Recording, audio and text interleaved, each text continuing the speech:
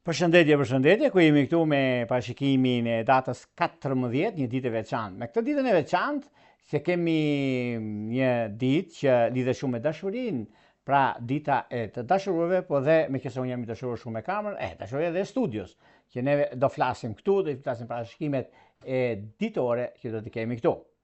Tani, të flasim përsa i përket pikërisht kësaj dite, çfarë ndodh në këtë ditë kaq të rëndësishme.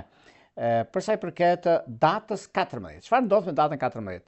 Data 14 duket se Saturni vendoset në shenjën e Dashit dhe për pak më shumë se 2 vite në shenjën e Dashit Saturni është në ndikimin astrologjik tradicional. Shenjat e nxituara dhe të paduruara të Dashit nuk përshtaten me planet e durimit të disiplinës siç është Saturni, por lëvizjet janë të ngadalta.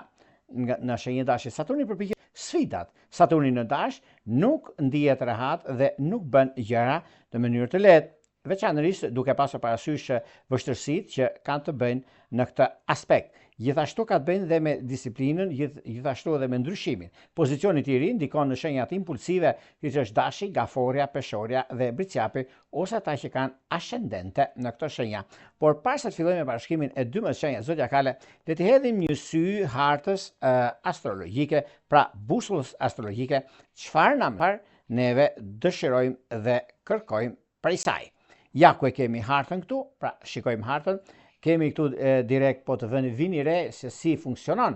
Pra harta këtu kemi Briciapi, po të shikojni tek Briciapi kemi Hënën, kemi diellin në ujor, por gjithashtu kemi dhe Plutonin. Pra ka të bëjnë shumë me ndikimet dhe favorizimet. Pikërisht ditët e dashuruarve gëzuar Shën Valentinin, sepse është një ditë e veçantë në fakt në rastin konkret, por gjithçka po të shikoni këtu ka ndikime shumë të mira dhe tepër pozitive nëse duam neve të ecim përpara. Në lart po të shikoni kemi një ndikim mjaft të mirë, ku po të shikoni që është mes qiellorit në shenjën e Luanit, por në krahun tjetër, në krahun e poshtë kemi ujorin dhe ndikimet që ka të bëjnë me Hënën, me Marsin, me Plutonin dhe shumë gjëra të tjera që do të diktojnë, do të ndikojnë në anën tuaj, por dhe shumë gjëra të tjera që do të ketë mundësinë për zgjidhur çështjet problematike.